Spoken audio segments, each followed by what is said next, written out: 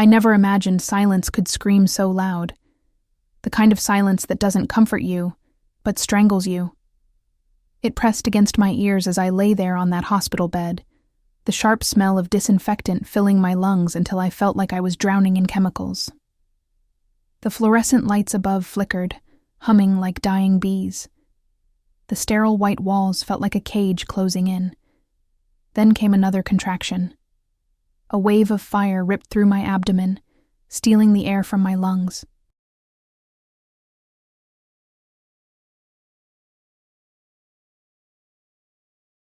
I clawed at the thin sheets, gasping, desperate for something, anything to hold on to.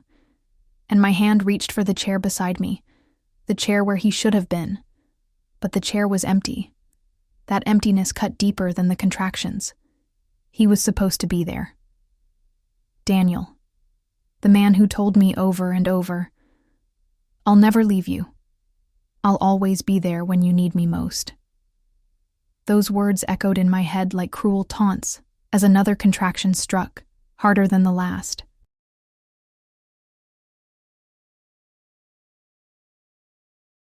My body was screaming for release. My heart was begging for his presence. But all I had was silence. And in that moment, a terrifying realization sank in. I was alone. Truly, terrifyingly alone. I remember the monitor beeping, steady and indifferent to my suffering. I remember the nurse rushing in, telling me to breathe, to stay calm. But she didn't understand. My panic wasn't just about the pain. It was about abandonment. It was about betrayal. It was about staring into the abyss of motherhood with no hand to hold. My blood turned cold. My breath caught in my chest, and for the first time in my life, I thought, this is how people die, not from pain itself, but from despair. And yet, something inside me snapped. It wasn't a collapse. It was a surge. The fear that had been suffocating me suddenly transformed into something else.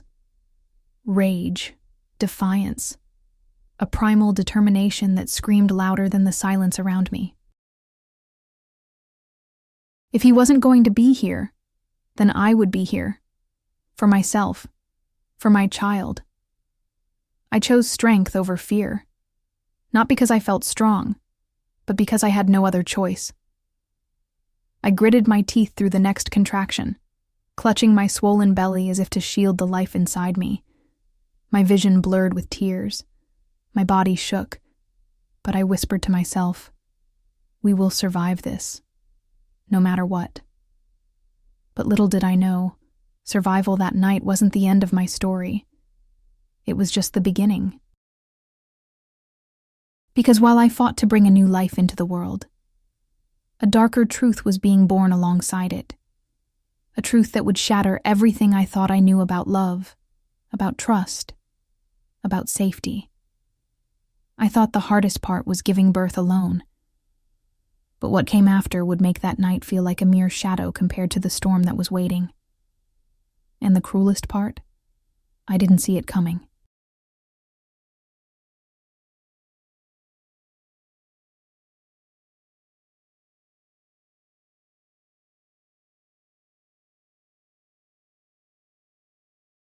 I was too focused on the pain, too blinded by betrayal, to notice that the world outside that hospital room was already conspiring against me.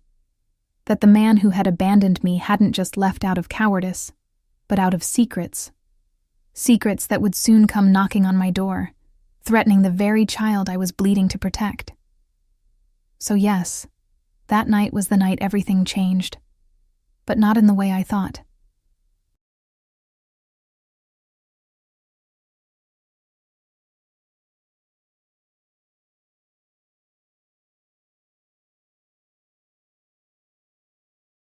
Because when the first cry of my baby echoed in that sterile room, I thought I had survived the worst.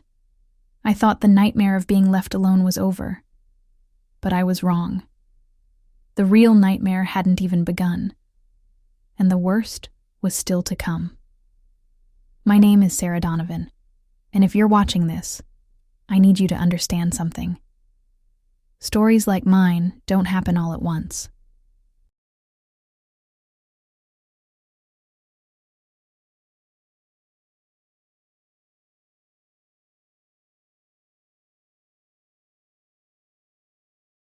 They happen slowly, quietly, in ways you don't even notice, until suddenly you're standing in the middle of a storm you never asked for, wondering how everything you believed could collapse so quickly. I wasn't born into chaos. My childhood was simple, even ordinary.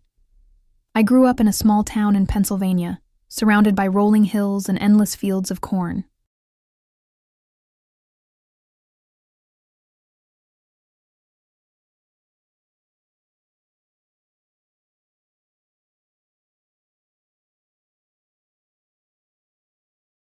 The kind of place where you know your neighbors' names, where Sunday mornings are for church, and where secrets aren't supposed to survive.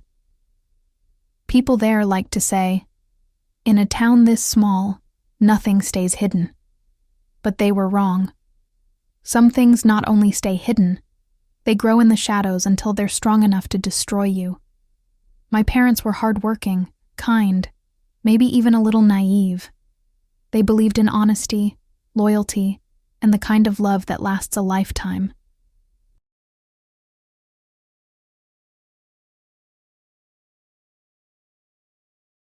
They stayed together through thick and thin, even when money was tight, even when life pressed them into corners. And maybe that's why I grew up believing in fairy tales, believing that love could fix anything.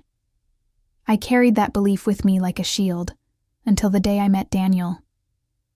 Daniel wasn't from our town. He blew in like a gust of wind from somewhere else. Mysterious, charming, impossible to ignore. I was 21, restless, already tired of the predictable rhythm of small-town life. College hadn't worked out for me the way I'd planned, and I was stuck working at a diner off Route 19. That's where I first saw him. He sat at the corner booth, leaning back as if he owned the place. Tall, dark hair, eyes that seemed to see straight through you. He didn't order food right away. He watched. Not in a creepy way, but in a way that made me feel like I was the only person in the room.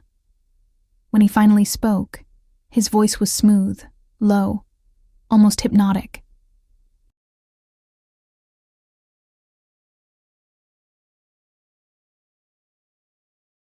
"What's good here?" he asked. And I laughed nervously, stumbling through a list of specials. That's how it began. A question, a smile, a conversation that felt like it stretched into eternity. Daniel was intoxicating. He had stories about traveling, about cities I'd only dreamed of seeing. He painted pictures with his words, of freedom, of adventure, of a life far beyond the boundaries of my little town. He made me feel like the world was bigger, and that I could be part of it if I was with him.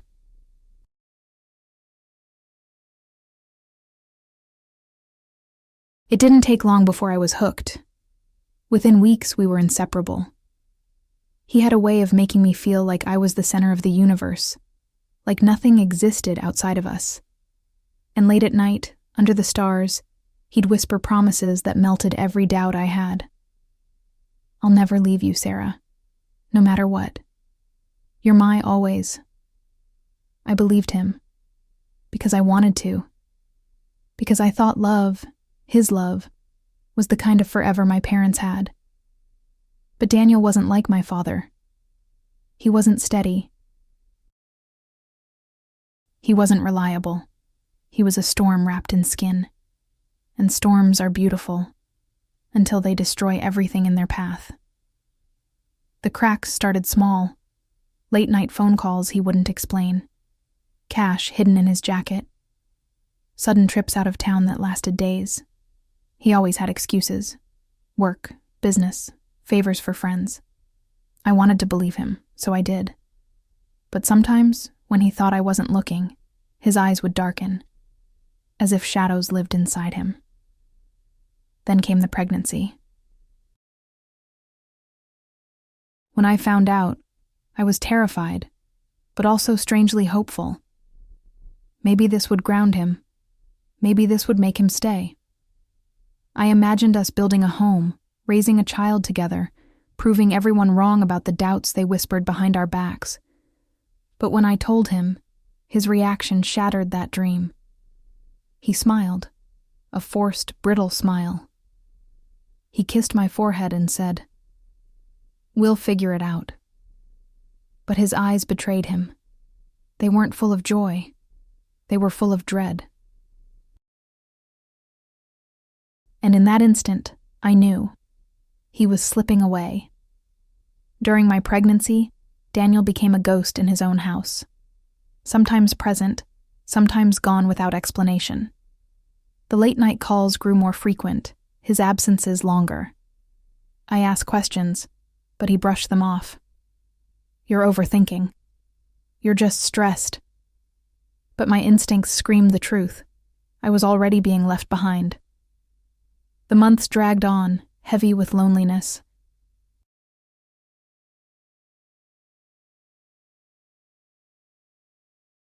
My belly grew, my body changed. But the man who was supposed to be my partner drifted further and further away. I tried to prepare myself for motherhood. But how do you prepare for abandonment? And then came that night in the hospital. The night I went into labor early, terrified, shaking, praying for Daniel to walk through the door. But the chair was empty. The call to you that night, I gave birth alone. And yes, I survived. My daughter survived. But survival is not the end of the story. It was only the beginning. Because what came after was darker, sharper, more dangerous than I ever imagined. I need you to hear this, not just as entertainment, not just as a story, but as a warning. The people we love can carry secrets darker than we're ready to face. And sometimes, the ones who promise forever are the ones who lead us straight into danger.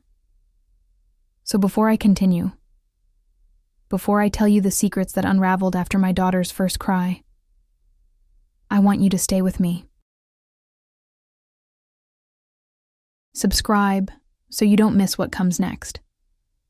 Share this story. Someone out there needs to hear it, and comment where you're watching from. I want to know whose hearts are holding this story tonight, because telling it feels less like confession and more like survival. Because believe me, what you've heard so far is nothing compared to what's coming. I thought being abandoned in that hospital room was the worst betrayal I could ever face.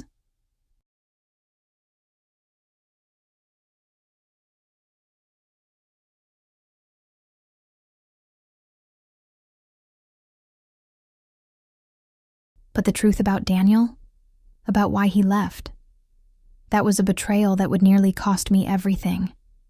And the nightmare was only just beginning. Pain doesn't end with birth. It only changes shape. When I first held my baby girl, Emily, I thought the world would stop spinning. Her tiny fingers curled around mine, fragile yet fierce, as if she already knew she had to fight to survive. Tears blurred my vision, and for a moment I convinced myself that love was enough, that we'd be okay. That I could carry both of us on my back if I had to. But the truth came fast. 2 days after delivery, I was discharged from the hospital. The nurse wheeled me out, Emily swaddled in my arms, and that's when reality struck like a hammer. There was no car waiting, no father fumbling nervously with the car seat. Just me, clutching my daughter against the biting autumn wind, praying the cab I called would arrive soon. That was the first moment I understood what abandonment truly meant.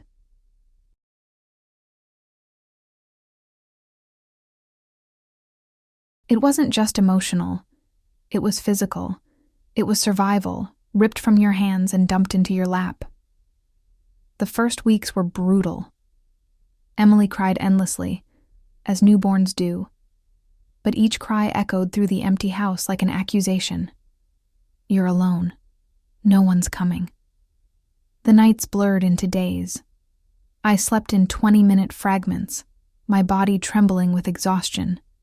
My C-section scar throbbed every time I bent to pick her up. The fridge was empty more often than not. I lived off peanut butter sandwiches and lukewarm coffee, while Emily's bottles drained faster than I could afford to replace them. Bills began piling up on the kitchen counter. Hospital charges, insurance complications, utilities. Each envelope felt like a knife. I'd tear them open with shaking hands, my eyes swimming with numbers I couldn't control. The fear wasn't just about money. It was about what happened if I failed, if I couldn't keep the lights on, if I couldn't keep Emily warm.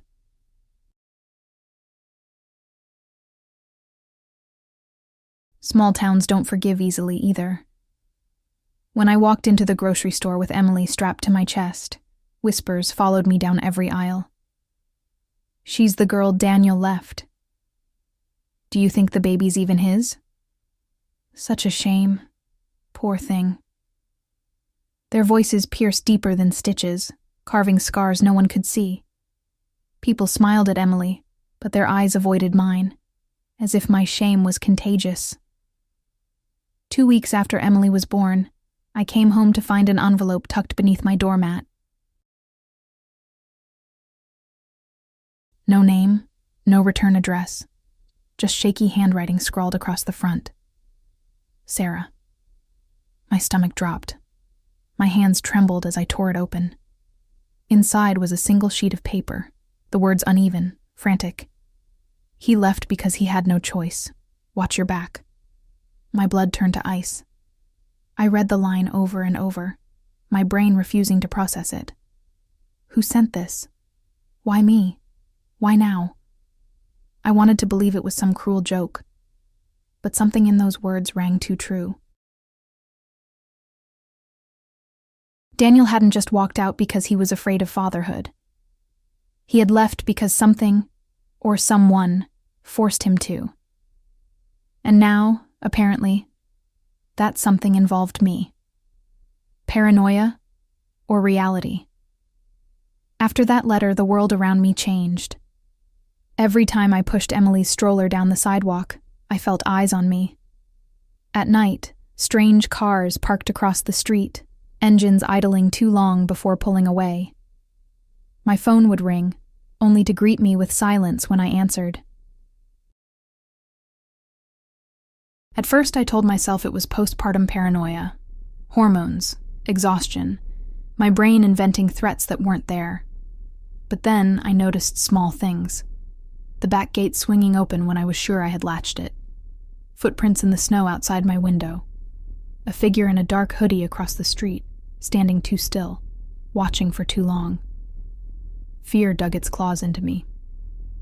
I stopped sleeping altogether. Every creak of the house made my heart slam against my ribs.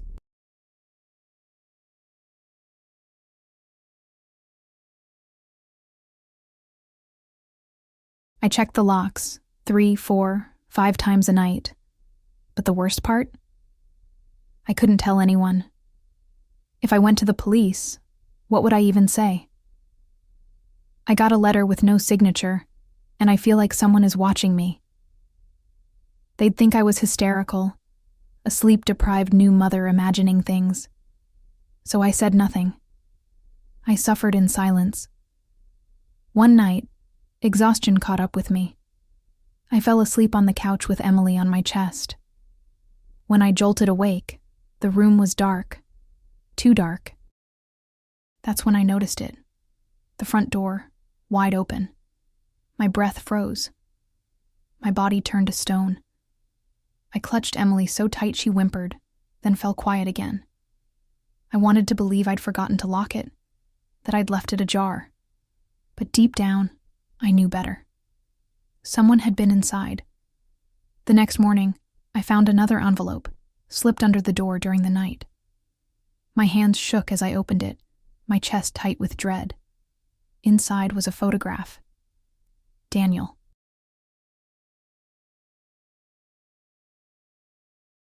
standing with 3 men I didn't recognize. Their faces were sharp, brutal. Tattoos crawled up their necks. One of them held a gun. On the back of the photo were 4 words. "They know about Emily." My knees buckled. The room spun. I clutched the counter to keep from collapsing, my daughter's soft coos drifting from the bassinet as if mocking my terror. It wasn't paranoia. It wasn't in my head. Someone was watching us. And they weren't just watching me. They knew about my child.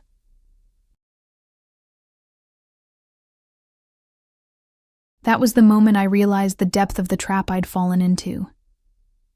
Daniel hadn't simply abandoned me. He had dragged me into something darker than I could imagine. Something that wanted more than answers. Something that wanted my baby. From that moment on, my life became a war. A war against exhaustion, against fear, against an invisible enemy that was circling closer every day. I wanted to run. But where could I go with no money, no family nearby, no one to trust? I wanted to scream. But what good were screams when no one believed me? So I did the only thing left. I prepared. I bought extra locks. I memorized escape routes. I slept with Emily cradled in my arms, my ears tuned to every sound. But no amount of preparation could stop what was coming. Because the night I heard glass shatter in my kitchen at 2:47 a.m.,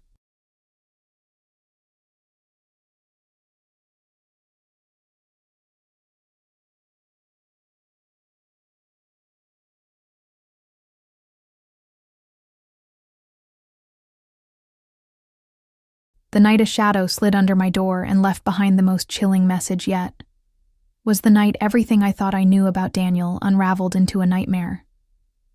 And that night, I almost lost everything. But the moment I opened that third envelope, the ground beneath my life split open.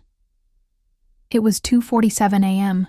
when the sound of shattering glass tore through the silence of my house. The kind of sound that rips you out of sleep and slams you into terror before your mind can catch up.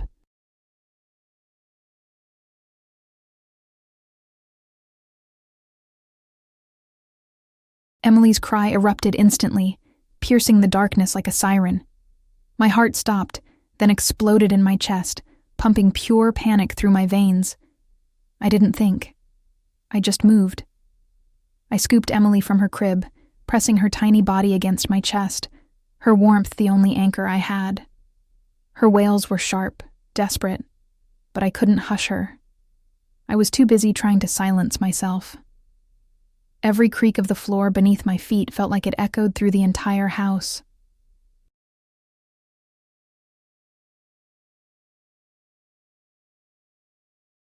I ducked into the closet, clutching Emily so tightly she whimpered.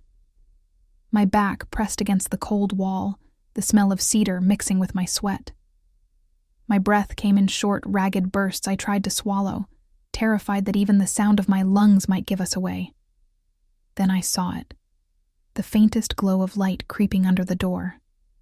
And with it, shadows, moving, slow, deliberate, hunting.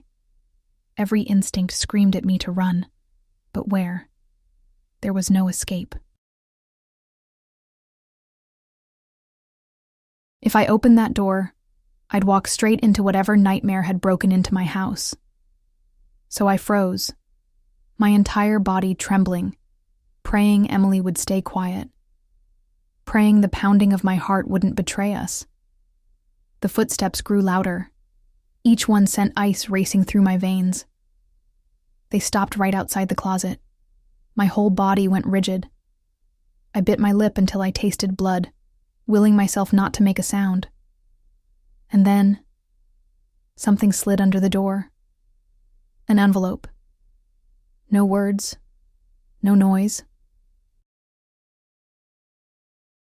Just the scrape of paper against the floor. Then silence. Long, heavy, suffocating silence. I stayed frozen, paralyzed, until I heard the creak of the back door. Then nothing. Whoever it was, They were gone. I don't remember how long I sat there, clutching Emily, rocking back and forth as if motion alone could keep us alive. When I finally worked up the courage to pick up the envelope, my hands shook so violently I nearly dropped it. Inside was another photograph. Daniel again. Only this time, he wasn't standing. He was on his knees, a gun pressed against his head. The men around him were different, harder, colder, their faces masked, their eyes merciless. On the back of the photo, in jagged black ink, were the words, "He stole from us. You'll pay the price." My blood turned to ice. The floor beneath me felt like it was collapsing. He hadn't left because he didn't love me. He hadn't left because he was afraid of fatherhood. He left because he was running. Running from something so dark, so dangerous, that it had followed me home. Emily stirred against my chest, her cries fading into tiny hiccups. I kissed her forehead, salty with my tears, and whispered, "I won't let them take you. I won't." But how could I keep that promise when I didn't even understand what I was fighting? The days that followed blurred into a haze of terror. Every sound outside the window made me jump. Every stranger's face felt like a threat. I barely ate. Sleep was impossible. My entire life revolved around one desperate mission: keep Emily safe. But the walls were closing in. Another envelope appeared on the porch, this one containing nothing but a hospital bracelet. Daniel's name printed on it. My chest tightened until I couldn't breathe. Was he alive? Was he dead? Were they trying to lure me somewhere? I wanted to burn it, to throw it away, to erase the evidence of his sins. But I couldn't, because deep down, a part of me still loved him, still longed for the man who once held me under the stars and swore forever, and that love nearly destroyed me. One evening, desperate for answers, I drove out to the abandoned factory on the edge of town. It was a place Daniel had once mentioned in passing, his voice low, guarded, as if the walls themselves might overhear him. I don't know what I expected to find.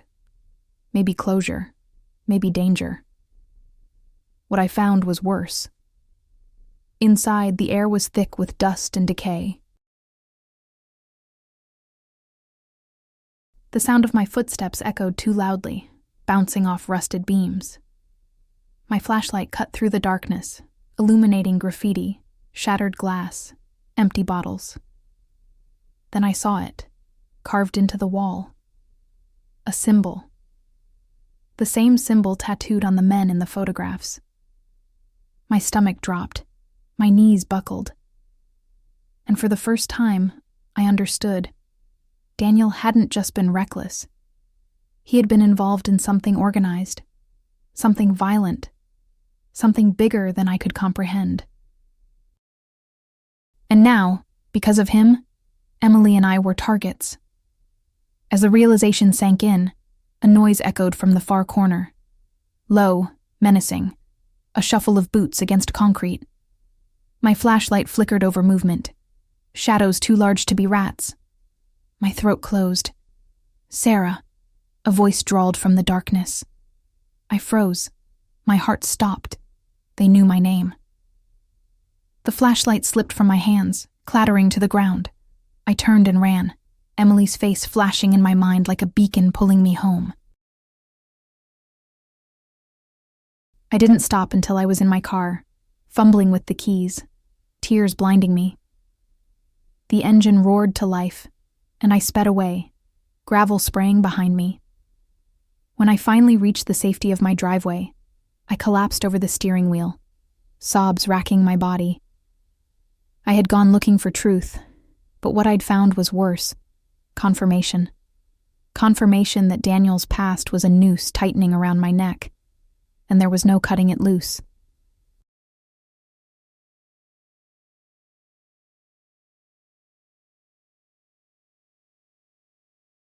That night, after Emily finally drifted to sleep, I sat at the kitchen table with the envelopes spread before me.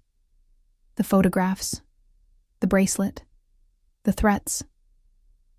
My hands hovered over them, shaking, and in that moment, I realized the truth that broke me more than anything else. There was no rescue coming. Daniel was gone. Whether dead, captured, or running, I didn't know. But what I did know was that I was alone. Completely, utterly alone. And the only thing standing between my daughter and the darkness closing in was me. My choice was simple: strength or fear, fight or surrender, live or die.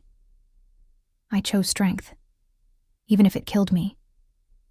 But I had no idea that the next revelation, the final envelope, the one that would reveal exactly what Daniel had stolen, would shatter everything all over again. And when I finally opened it, I understood. This wasn't just about survival anymore. It was about war. When the final envelope arrived, I almost didn't open it. My hands hovered over it for hours, as if touching the paper itself might curse me.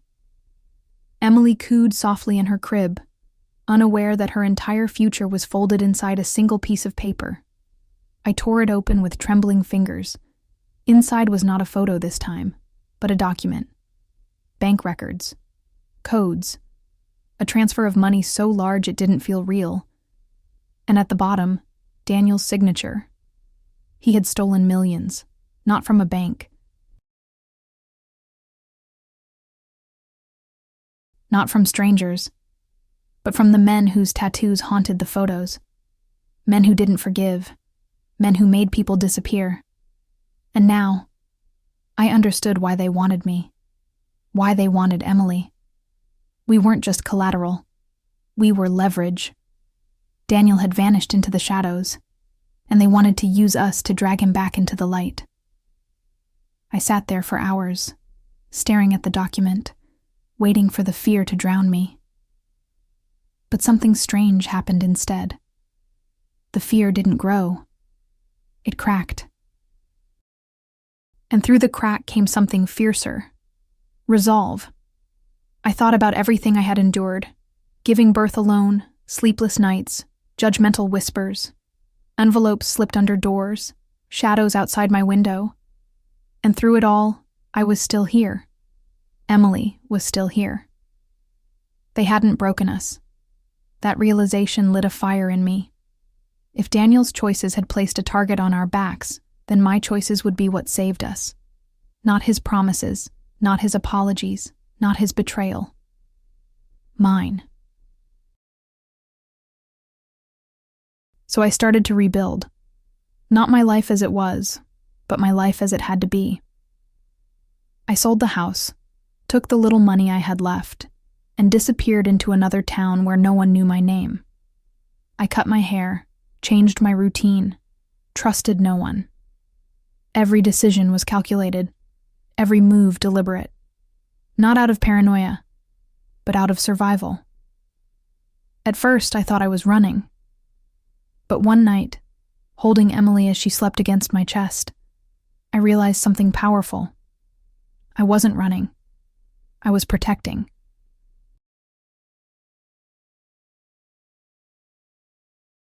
There's a difference. Running is fueled by fear. Protecting is fueled by love. And love, I discovered, is stronger than fear. Months passed. The envelope stopped. The shadows faded. Either they had found Daniel, or they had given up on me. I never knew which, and maybe I never will. But one truth remained. Emily was safe. We were alive, and that was enough. It took time for the shame to fade, for the whispers in my mind to quiet. You were abandoned. You weren't enough. You were left behind. But slowly, I began to see the truth. I wasn't abandoned because I was weak. I wasn't abandoned because I was unworthy. I was abandoned because Daniel was broken in ways I couldn't fix. He chose secrets over love, betrayal over family. That was his weakness, not mine. What I chose was strength. Strength every time I got up at 3 a.m. to feed Emily when my body begged for rest. Strength every time I faced the pitying stares of strangers and held my head higher than they expected. Strength every time fear clawed at my throat, and I whispered to myself, "Not today, not ever." And that strength, born from abandonment, forged in loneliness, became the foundation of the life I built. Emily will grow up knowing the truth one day. Not the whole truth. She doesn't need to inherit my nightmares, but enough. She'll know her father made choices that endangered us, and that her mother chose differently. She'll know that she was never a burden, never a mistake, but the reason I fought when everything inside me wanted to collapse. Because the greatest twist in this entire story wasn't Daniel's betrayal, or the danger that stalked me, or even the secrets buried in those envelopes. The greatest twist was me, the woman I became when I thought I couldn't survive.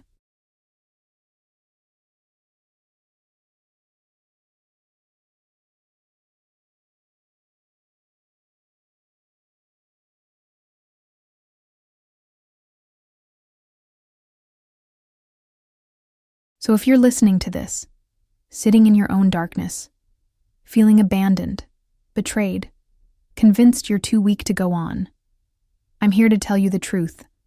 I had to learn the hard way. You are stronger than you think. You can survive more than you believe. And sometimes, being left alone is the very thing that awakens the warrior inside you. I was left alone to give birth. I was left alone to face threats I didn't understand. I was left alone to rebuild a life from ashes.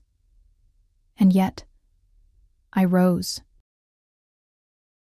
Not because I wanted to, not because I was ready, but because I had no choice. And in that choice, I found myself. Fear ends where strength begins, and strength begins the moment you decide you are worth fighting for. So if this story reached you tonight, don't let it fade away.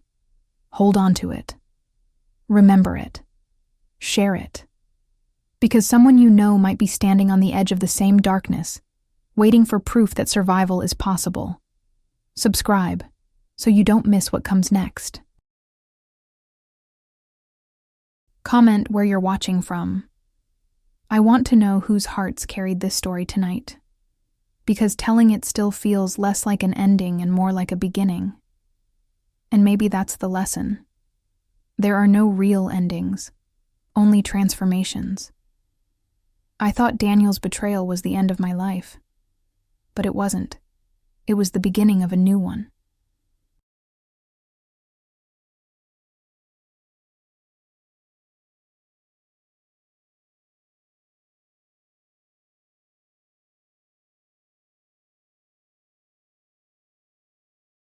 And now, as I hold Emily in my arms, watching her chest rise and fall in peaceful sleep, I know this with absolute certainty.